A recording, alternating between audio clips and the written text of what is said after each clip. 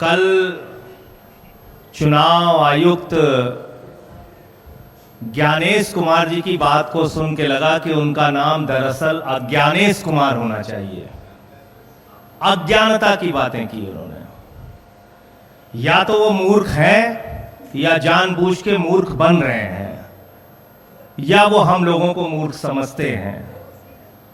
ऐसी ऐसी बातें, ऐसी ऐसी तर्कहीन तथ्यहीन बातें उन्होंने की, हम लोग सुन के हैरान हैं। उनसे जो सवाल पूछे गए उसका एक भी जवाब उन्होंने नहीं दिया। आपने एक महीने के अंदर 25 जून से 25 जुलाई तक एसआईआर में 65 लाख वोट काट दिए बिहार के अंदर, एक भी वोट नहीं जोड़ा आपने 65 लाख वोट काट दिए। आप कह रहे हैं आप एसआईआर कर रहे हैं, स्पेशल इंटेंसिव रिवीजन, और उस रिवीजन में आपको एक भी आदमी पूरे बिहार में वोट जोड़ने लायक नहीं मिला। ये कैसा एसआईआर है आपका? आपने कहा 22 लाख लोग मर गए, उनके नाम काट दिए हमने। आप उस बिहार में एक महीने के अंदर सारा प्रमाण पत्र चाहते हैं जहां का बड़ा क्षेत्र बाढ़ में पीड़ित रहता है। आप उनसे कह रहे हैं अपना निवास प्रमाण पत्र लेके आओ, अपने माताजी का निवास प्रमाण पत्र लेके आओ, अपने पिताजी का निवास प्रमाण पत्र लेके आओ, पूरे घर का आप प्रमाण पत्र लेके आओ। कहां से लाएगा आदमी? और इसके अलावा ऐसी ऐसी गड़बड़ियां सामने आ रही हैं। आपका बीएलओ खुद से फॉर्म साइन करके जमा कर रहा है, उसकी वीडियो सामने आई। क्या कार्रवाई की आपने? अमेरिका के राष्ट्रपति ट्रंप का वोट बिहार में बन गया, क्या कार्रवाई की आपने? कुत्ते का निवास प्रमाण पत्र बिहार में बन गया, क्या किया आपने? क्या किया आपने? आप बेवकूफ समझते हैं इस देश के लोगों को। खुलेआम आपने एसआईआर के जरिए घपला घोटाला किया, मरे हुए लोगों को जिंदा कर दिया, जिंदा लोगों को मार दिया। लेकिन मेरी चिंता इससे थोड़ा अलग है, और वो गंभीर चिंता है। भारतीय जनता पार्टी, नरेंद्र मोदी जी की पार्टी कहती है इस देश में उन्हीं लोगों के वोट कट रहे हैं जो घुसपैठिया हैं, जो बांग्लादेशी हैं। तो 22 लाख तो बिहार में कह रहे हैं मर गए इसलिए हमने काट दिए। अब 43 लाख जो वहां पे बचे हैं वो सब घुसपैठिया हैं। उनके लिए डिटेंशन सेंटर बनेगा, वो सब पकड़ पकड़ के बांग्लादेश भेजे जाएंगे। वो उनको हिंदुस्तान में रहने का हक नहीं है। वो जो सुप्रीम कोर्ट में गए थे, उन्होंने कहा था कि मैं जिंदा हूं, अब वो बांग्लादेश जाएंगे क्योंकि वो घुसपैठिया है। बीजेपी कह रही है वो घुसपैठिया है। एक आईएएस अधिकारी है व्यास साहब रिटायर्ड आईएएस अधिकारी हैं, पति पत्नी दोनों के नाम काट दिए गए। अब वो घुसपैठिया हैं, वो डिटेंशन सेंटर में रहेंगे, वो बांग्लादेश जाएंगे।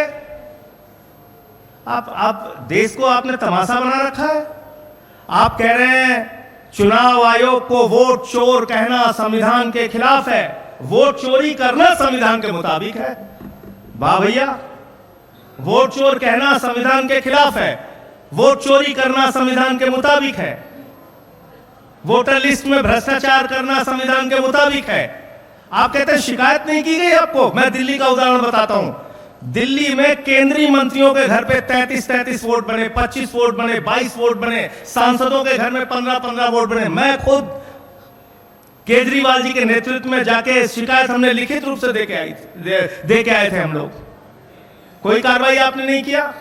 आपने नई दिल्ली विधानसभा क्षेत्र में 42,000 वोट काट दिए, 42,000 वोट चुनाव शुरू होने से पहले।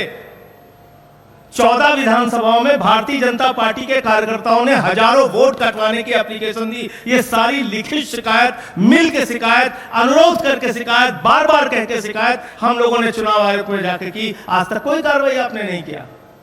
समाजवादी पार्टी के रामगोपाल जी ने बताया, उन्होंने एफिडेविट पर शिकायत किया।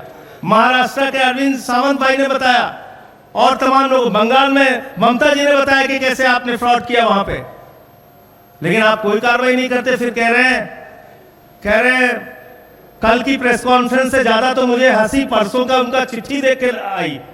उनका जो लेटर आया सामने, उसका पॉइंट नंबर 7 में पढ़ रहा था। कहने लगे साहब गड़बड़ी हुई है, लेकिन राजनीतिक दलों ने हमें नहीं बताया कि गड़बड़ी हुई है। तो मैंने कहा ये तो वही किस्सा हो गया कि एक बदमाश थानेदार आया एक इलाके में, उस थानेदार ने अपने सिपाहियों के साथ मिलकर इलाके में डकैती डाल दी। तो फिर वो थानेदार पकड़ा गया। थानेदार जब पकड़ा गया तो थानेदार ने कहा कि साहब इस इलाके के लोगों ने बताया ही नहीं कि डकैती डालना गलत बात है, चोरी करना गलत बात है। भैया एसआईआर आपने शुरू की, वोटर लिस्ट ठीक करना आपका काम है। 2018 का सुप्रीम कोर्ट का जजमेंट है, वोटर लिस्ट ठीक करना सिर्फ और सिर्फ चुनाव आयोग की जिम्मेदारी है। आप विपक्षी दलों को धमका रहे हैं, कह रहे हैं कि ये संविधान के खिलाफ बोल रहे हैं। हम लोग संविधान बचाने की लड़ाई लड़ रहे हैं। मताधिकार एक ऐसा अधिकार है जो बाबा साहब डॉक्टर भीमराव अंबेडकर जी ने भारत के संविधान में दिया और कहा कि राष्ट्रपति के वोट की गिनती भी एक होगी और गांव में रहने वाले मजदूर के भी वोट की गिनती एक होगी। हम इसकी लड़ाई लड़ रहे हैं, हम इसके लिए काम कर रहे हैं। और ये वोटर लिस्ट की गड़बड़ी जानबूझ के आप कर रहे हैं। इसमें आपने कल अपने आप को एक्सपोज किया पूरे देश के सामने। आप कह रहे हैं महिलाओं की प्राइवेसी भंग हो जाती है। वोटर लिस्ट की जब वोट देने के लिए लाइनें लगी होती हैं महिलाओं की, मैंने तो महुआ जी से कहा कि इस बार जब वोट देने के लिए जाना तो किसी मीडिया वाले को अपनी वीडियो मत बनाने देना, क्योंकि आपकी प्राइवेसी भंग हो जाएगी उससे।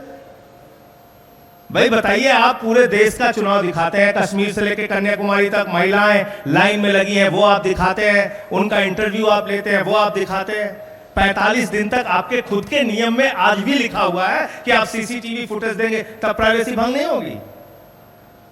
तो इसलिए आपने सरासर झूठ बोला, सीना ठोक के कल झूठ बोला।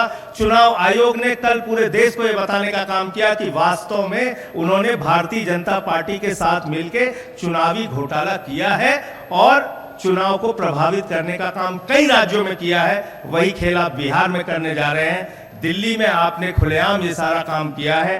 तो मैं सिर्फ इतना कहना चाहता हूं कि आप जांच से बचिए मत, जांच कराइए। जो तथ्य आपके सामने लाए गए हैं अब तक, जिन राज्यों के अलग अलग राज्यों के तथ्य आपके सामने लाए गए हैं, जब तक आप इन सब की जांच नहीं कराते, आपकी निष्पक्षता पे आप कह रहे हैं ना हम समकक्ष हैं, न पक्ष न विपक्ष न समकक्ष। आपको अगर अपने आप को निष्पक्ष साबित करना है तो पूरे देश में जहां जहां बड़ी शिकायतें आपके बारे में मिली हैं, आप उसकी जांच कराइए और कार्रवाई कराइए, वरना आपको हमेशा ये कहा जाएगा कि आपके नेतृत्व में वोट चोरी हुई है और आपने घोटाला किया है। धन्यवाद।